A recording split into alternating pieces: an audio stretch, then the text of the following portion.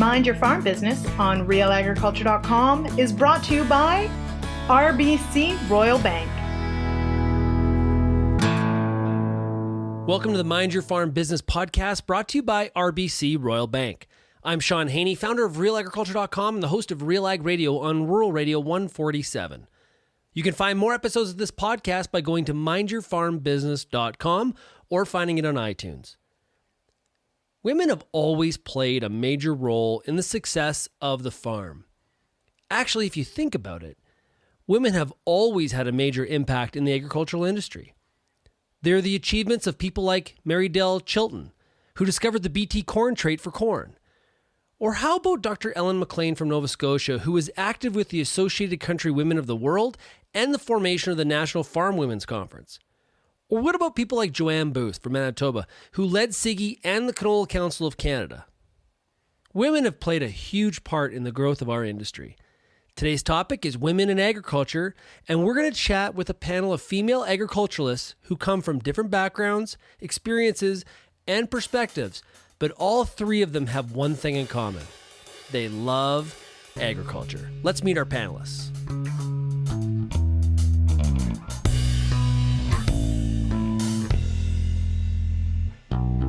So let's start off this panel on women in ag, introducing our three panelists. We'll start with Sandy Brock. Sandy is a farmer based outside London, Ontario. Sandy, how's it going? I'm good. How are you, Sean? Good. Hey, Sandy, tell us a little bit about your operation. Sure. My husband Mark and I are running it's a third generation farm here up. We're in the Hensel area, actually. So lots of edibles and soybeans and corn grown up this way. We do that. The primary operation is a grain operation that we are trying to keep a grain operation this year, trying to keep it above water. And on a side little venture, I also run a sheep farm. So sheep and grain is our primary farm.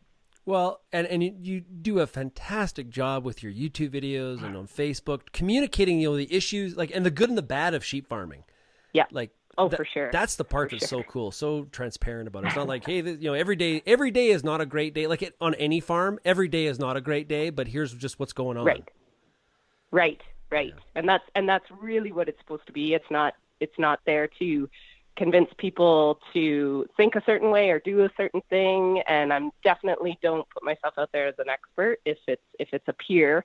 It's really just, for me, it's almost just journaling my day, and I just share it with the general public. And it's going over really quite well, just because people know that I'm not trying to be something I'm not, and I'm not pretending I know what I'm doing, and I'm just bringing people along for the journey. And I think even people I watch, I like seeing how they do it.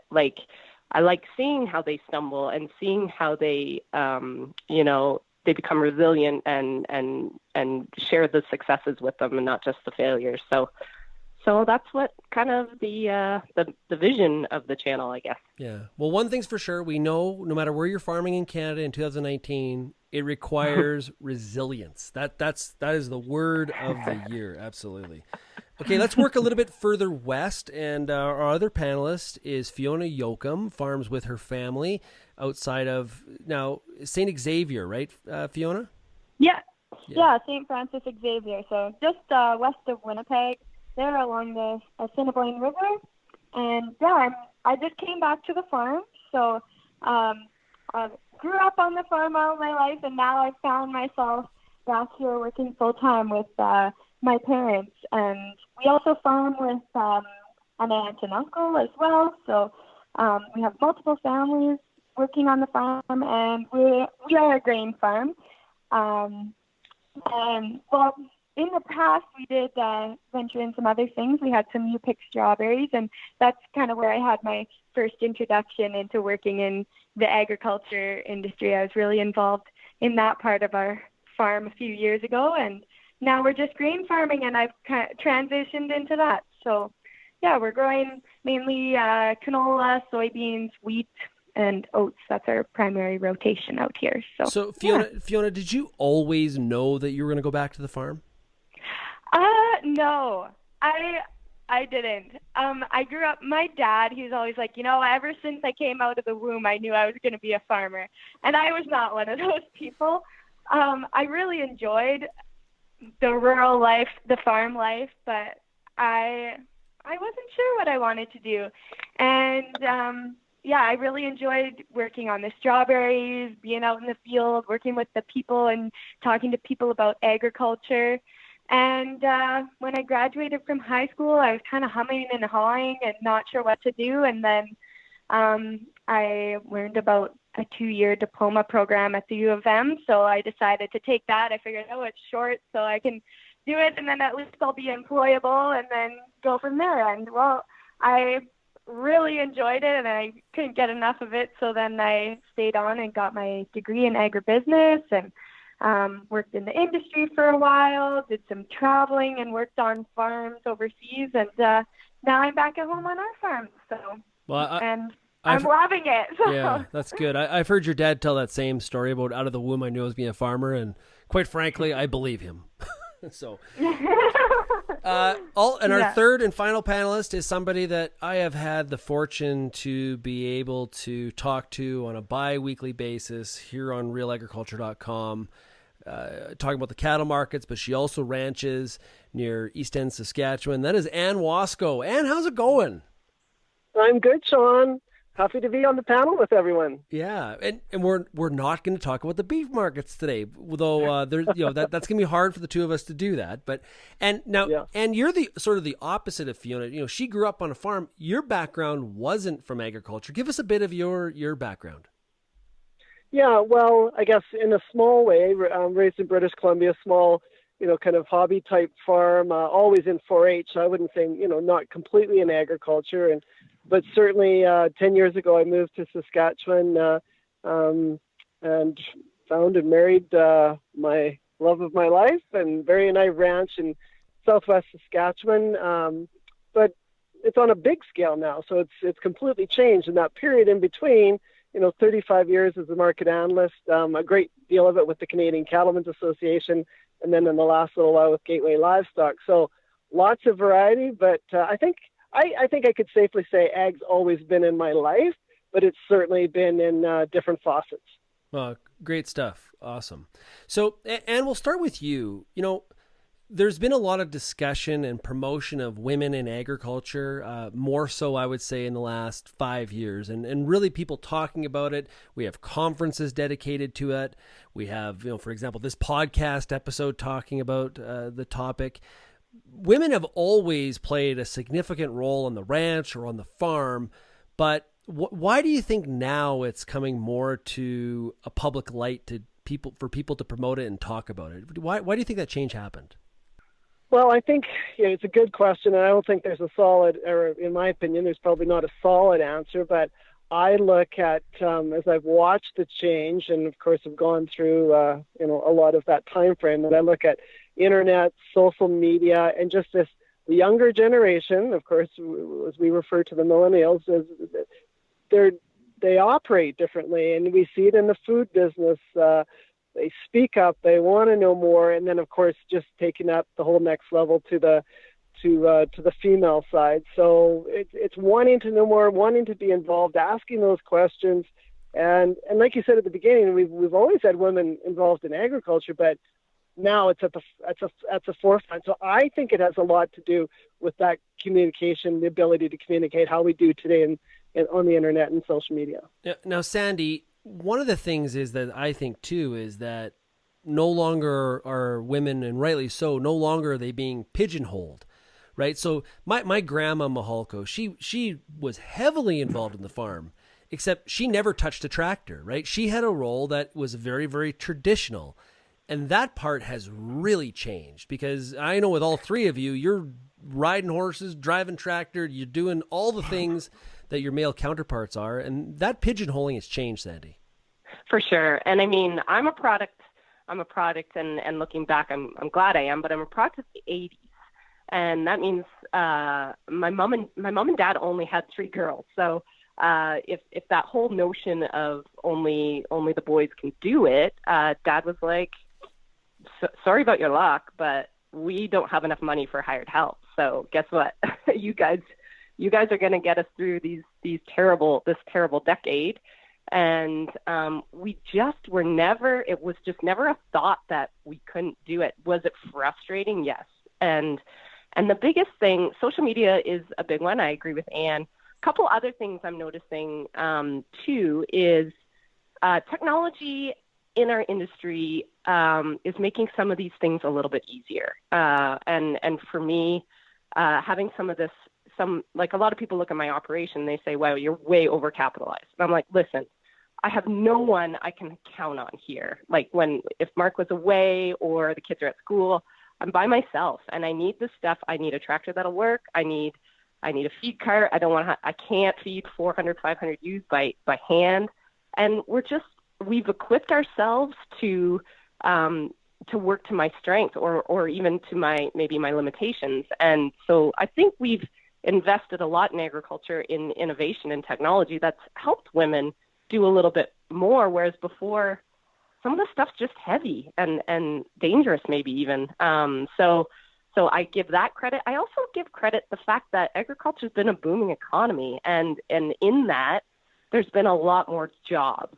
So I think you just see a lot more women in either on the farm or even in we can't farm without that network of resources around us, whether that be seed providers, agronomists, even women in tractor dealerships. I'm seeing way more of that. I love seeing a woman behind the parts counter at my local John Deere dealership. Like you're seeing more women because I think there's more opportunities, and that's a lot to do with farm level improving profits and generating opportunity in our whole rural society around us. And I think that has to be given some credit too, but definitely my role, I don't do what my mom did, and I don't do what my grandma did for sure on the farm, but I think it's because I was raised that way. Interesting. And yeah. Yeah. How we're raised or our backgrounds as kids really has a major impact on not only how we operate, but our viewpoints on some of these things. Now, Fiona, you recently came back to the farm. You were working in industry, in sales, Yep. I believe. So you moved from that role to being on the farm. How was that transition as a woman in ag? Well, it's had its ups and downs, and I don't know if like being female has a huge impact on that or not, but more so just it's been a huge learning curve for me.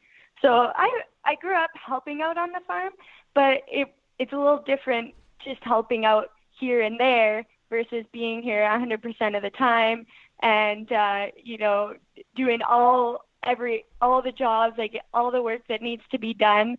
Everyone needs to take part and do their share, and from important jobs like putting the seed in the ground all the way to odd jobs like greasing the drill or cleaning the windows or something like that. Like every job, it needs to get done, and I'm kind of lucky I've had the opportunity this year to do all of it. Or have a stab at it. So yeah, I would say the big hurdle for me has been the learning curve, and I'm a little bit of a perfectionist, and it's hard for me to come into something where I don't know all the answers, and sometimes it frustrates me a little bit that I don't know what to do, or sometimes you make mistakes or whatever, and that's just all part of learning and being on the job. So those are kind of some of the hurdles that I deal with. But yeah, I'm pretty thankful to have a lot of women in ag role models. So I think that's something that has definitely influenced me on my ag journey, and how the others were talking about how there's more and more women in ag. And I think for my generation, and for me specifically, part of that is because I've seen more women in ag and so many women role models. So I think, oh yeah, this is totally something that I can do. Like if I see the other women doing it, then that gives me a lot of encouragement. So yeah. A prior episode on this podcast, the Mind Your Farm Business podcast, we did an episode on mentoring and being the mentee, or both roles, with Deb Stark, former Deputy Minister of Agriculture in Ontario. So I encourage people to listen to that. And I know you've been a mentor to a number of people, women and men in the cattle industry. Having those mentors is such a big part of growing in this industry, whether you're male or female. Well, and I was going to echo just what Fiona said. I mean, sitting where I am, and whether you're talking about role models or whether you're talking about an official mentorship type program or a lot of unofficial type mentorship type programs, I've been involved at both levels. And I think back about how much I can share one direction, but I learn a pile from the younger mentees that I've had the pleasure to work with over the last 5 or 6 years. And it's truly a two-way street, and we can share in these different levels of an experience and time frame that we've been involved in the industry. But I go back to think about it's the people part of the business that, when I get to look back and say what was the best part of being involved in ag, I have to say people. And there's no question, a lot of them have certainly been the woman friends and mentors and mentees that I've met along the way. So it's been a big part of life in the last little while. We're going to get right back to our discussion about women in agriculture, but first, a word from our sponsor. This episode of the Mind Your Farm Business Podcast is brought to you by RBC. Today's producers are thinking hard about where they want to go and what moves to make to get them there.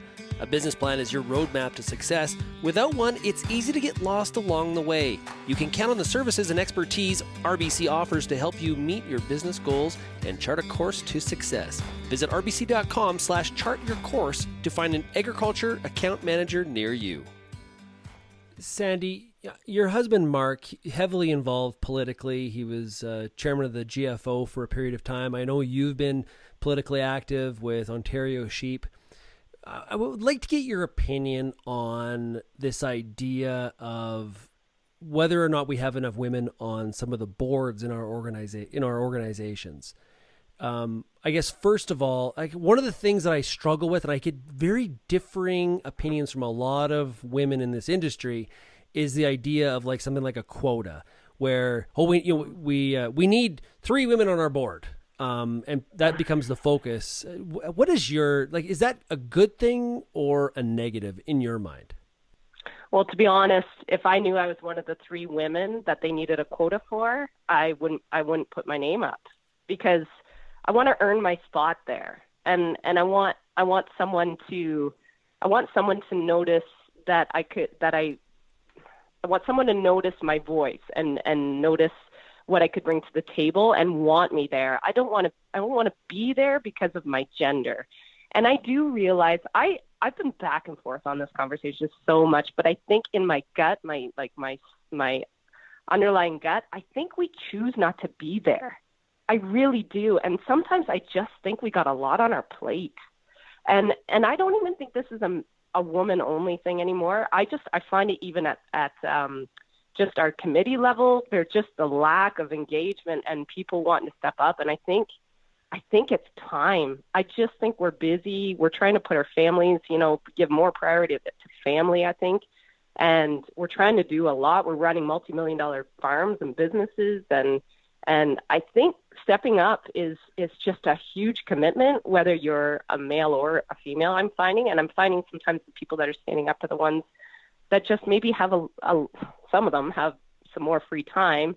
And that's not necessarily the people you want there either. Quite often the ones you want there are the ones that have such a big, they've got so much to lose to be there, and yet they're the voices you want to hear. So I'm really on the fence on this whole, I don't think it's because, yes, I think there's not enough women on boards. But I feel like it's our choice to be there. And I really think there's enough strong women that I know in this industry that if they want to be on a board, no one's going to stop them. So, and honestly, it's not for me on a board. Diversity is not gender. I want diversity of thought. I want people from all different. I love our sheep board because yes, we have women, but it doesn't even matter. I look around that table and there's so many different sheep farmers there. And I think that is huge when you're trying to be a board to represent your members. It's nice to have a real cross-section of how they farm their sheep. And instead of a whole bunch of like minds doing all the same things, raising all the same sheep, I just find I think diversity of thought gets you farther than this whole gender stereotyping and needing a woman to be there. I think you just need someone there that's got a lot to add. And and I don't know. That's where I don't think my opinion's popular, but it's one that I feel in my gut, honestly. Well, and like I said, I get a wide spectrum of answers when I ask those kinds of questions. We even saw it after the last federal election, where we do have now a gender equal 50-50 cabinet, right? Mm-hmm. And so that's where a lot of that same sort of discussion kind of happened, right? It's the same thing. So Fiona, you're a young person in the industry. You just came back to the farm. I know your dad is very politically active. Is that something that you would ever step out as a woman and say, you know what, hey, I want to run for an election on one of these crop commissions or a livestock board? I definitely think it's important to be involved. Like politics or policy plays such a huge role in our businesses and how we are able to operate. So yeah, I definitely think it's very important to be involved, because if you're not out there speaking up, then who is? So absolutely very important, and something that I'm interested in. And kind of to what Sandy was saying, I don't feel like I'm ready yet. But that being said, lots of people say no one ever feels like they're ready to be on a board. It's kind of one of those things you just have to go do it, and you learn as you're going. Kind of like the 4-H motto, learn to do by doing, and then you're able to do well that way. So it's definitely something that's on my radar, but not something that I'm jumping up to do right now, kind of focusing on figuring out my place on our home farm. But yeah, definitely on my radar, and I think it's important to be involved for sure. And I feel support that way too. Like, people have approached me and said, are you thinking about being involved in these sorts of things? So I don't feel like there's any kind of pushback for women or young people to be on board. So I see a lot of support that way, which is good. Now, Anne, I've seen you speak lots, and you do a great job in front of crowds, and crowds, you're able to connect to them, and you always have a great sense of humor. You've spoken to a lot of crowds about the beef markets across this entire continent, and probably a lot of times, especially in the early days, it was entirely men. How did you, was that ever intimidating, or you just seem like somebody that just sort of busted through that and never really cared? Well, I guess back at the time, though, in fairness, Shaun, you didn't really know any different. When you went to a cattle producer meeting, it was male cattle producers. But I'll tell you what, things have changed. And, last night I was speaking at a producer meeting in Regina, and lots of couples, or certainly a younger generation as well. And if I went around the room, it was probably awfully close to 50-50, because it was the couples had come to hear the event. And I've noticed that change as we've gone forward, both in age. I see the general membership around, or the people that are coming to these meetings, younger. And then also, certainly, I'm not the only female in the room, as it was, like you say, 10, 20, certainly 30 years ago. So I didn't really think about it much then. Now I can look back and say, wow, things have changed, and certainly, in my opinion, for the better.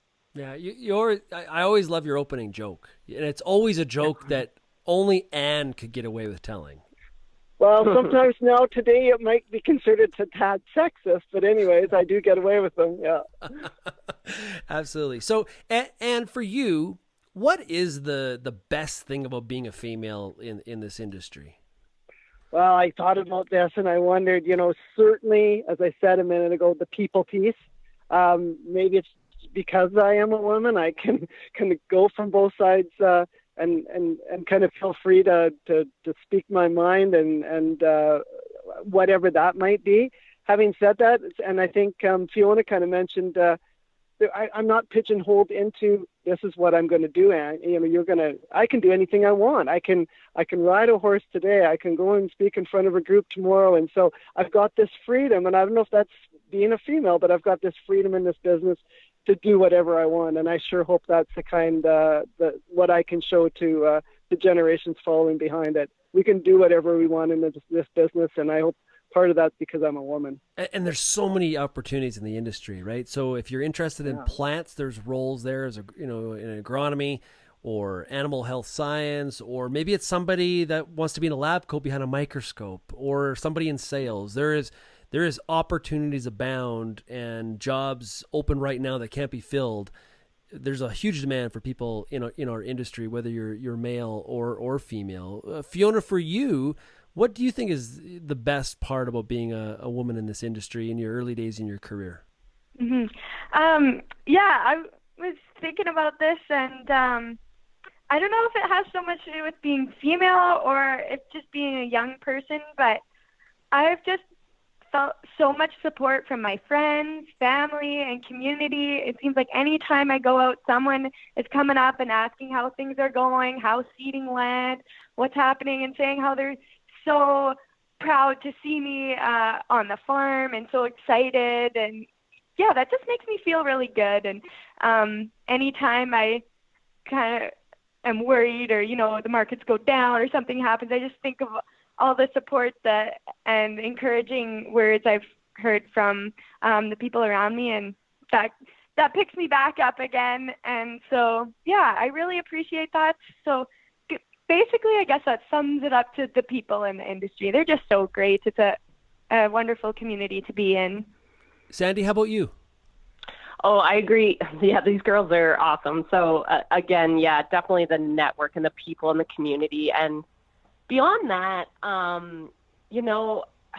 we get to, I don't have a commute in the morning. I say this every morning. I can wear my pajamas under my coveralls every day, and I can walk to a barn and I can be having it's been I'm not going to lie. It's been a terrible spring. It's been hard to keep positive.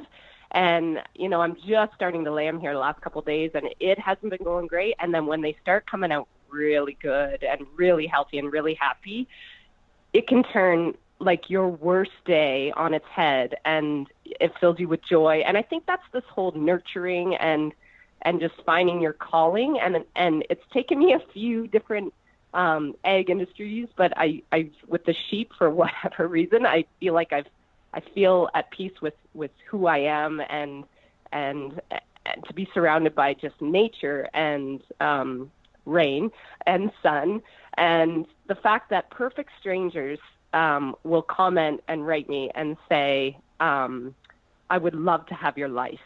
And that is, to me, a huge reminder of how lucky we are, and that we do a lot of complaining, but I bet you majority of the population would trade places with us any day. And I'm very grateful for what I get to do. So Sandy, where do you think the future goes with this topic? I think what I've heard from all three of you is that we've sort of normalized the participation of women in the industry. So is there something that's next, or some sort of other barrier that has to drop, or is it just a continuation of what we've been seeing? I would love to just keep seeing money spent in technology and innovation to make it just that much safer and that much easier. We just aren't built the same way as a man. My only limitation on the farm is the frustration of not being able to put a PTO on, and just little things that, yes, practice probably will make perfect, but sometimes things are just heavy. And there will be nothing stopping women if we were if I worked out every day and was huge. But we cannot help our physical limitations of how we are built, how we are made. But we most definitely, we can make products and innovations and equipment that, even friggin' work boots that fit us. We can do some things that will help stimulate women or help motivate women to be in our industry. And and feel confident in their job and in their work. As for the whole conversation, my dream is in 5 or 10 years, there won't be conferences. There might be conferences just to get together and socialize, but I would really like to see no gender issues back and forth. Like, I look at my kids, they don't even give it a second thought as to where I will be in a day. Like they don't. I look at them and I see the hope of tomorrow. It's not going to be an issue. Yeah, absolutely. Great point. I really appreciate all three of you doing this. This has been a lot of fun. It's been a great discussion. And honestly, I can say, Sandy, I second your words there, that hopefully in the future, at some point, there won't even be a need to have topics like this. But I extremely appreciate all three of you participating in the discussion on the topic. Everybody, thank you very much. Shaun, you did not a bad job for being a guy, too. See, I told you, she likes to get the shots in there. I had to get the last word in, that's right. Awesome. Thank you very much. I really appreciate it, everybody. Thank you. Some great perspectives from our panel today. I want to thank Sandy, Fiona, and Anne for their insight and honest opinions on some of the big issues of the day. I hope that you enjoyed today's discussion. If you have any feedback at all, please email me at shaney@realagriculture.com. You can also find more episodes of the Mind Your Farm Business podcast by going to mindyourfarmbusiness.com or downloading the podcast on iTunes. Thanks to RBC Royal Bank for being our sponsor, and until next time, keep on minding your farm business.